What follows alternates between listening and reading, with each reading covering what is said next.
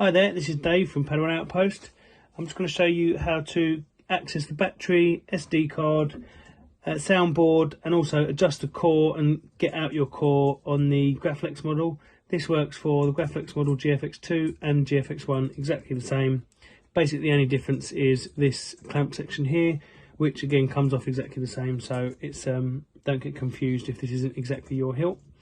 First of all, the best thing to do, this does unscrew, but you can feel it slightly rubs. So what I like to do is remove the clamp card.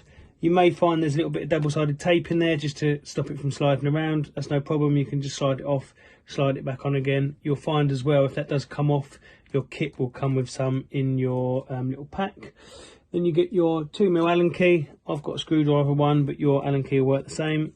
And I just loosen those up so that this then becomes really nice and easy to unscrew.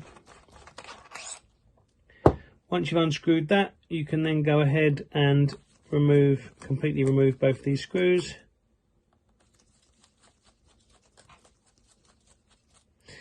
If you turn them upside down, the button will also drop out, and that allows that to slide off. Once you're there, give that an unscrew. That is your battery cover.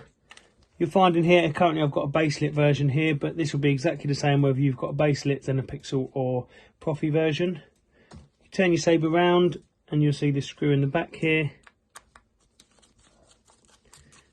Once you've unscrewed that, remove that, and you'll find that your core will slide out.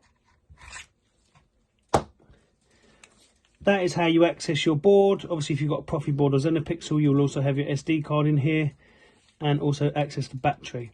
If you're finding your sabre isn't turning on, you can remove your battery and use something like this.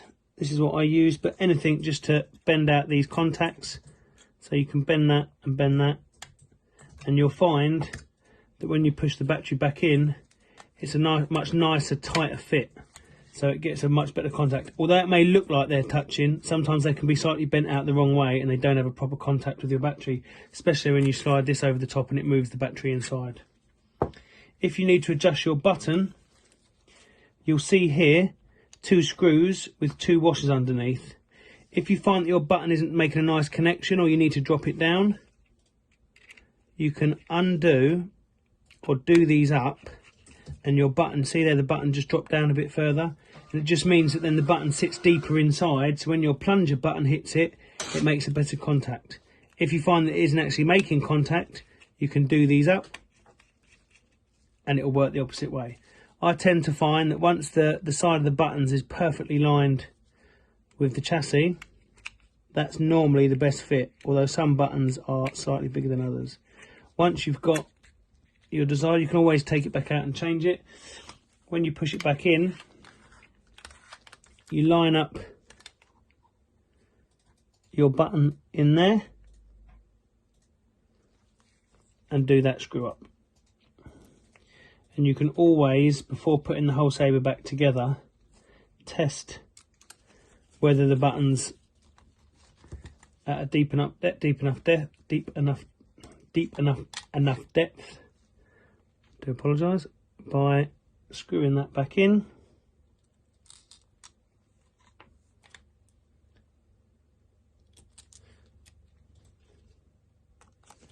So once that's back in nice and tight, you can then add the plunger back in and give it a test. So I know that's nice. I then want to try it with a clamp card in.